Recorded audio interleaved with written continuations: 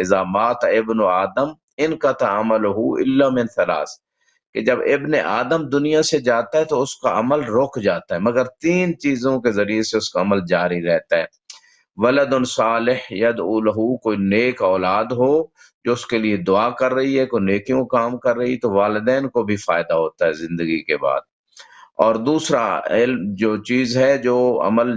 جاری رہتا ہے، نامہ اعمال کھلا رہتا ہے نیکیوں کا، وہ ہے علم ینتفع بہ، اگر کوئی ایسا علم انسان چھوڑ کے گیا ہے، چاہے شاگردوں میں علم دے کے گیا ہے، چاہے کتابی شکل میں لے کے گیا ہے،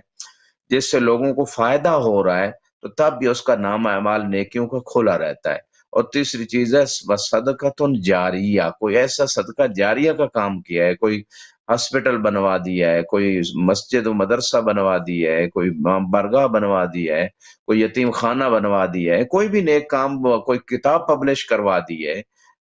جو بھی نیک کام انسان صدقہ جاریہ جس سے لوگ جو ہے نا وہ فائدہ اٹھاتے رہے، تو تب انسان کی نیکیوں کا جو ہے نا وہ دروازہ کھلا رہتا ہے اور اس کے نامہ اعمال میں نیکیاں لکھی جاتی ہیں۔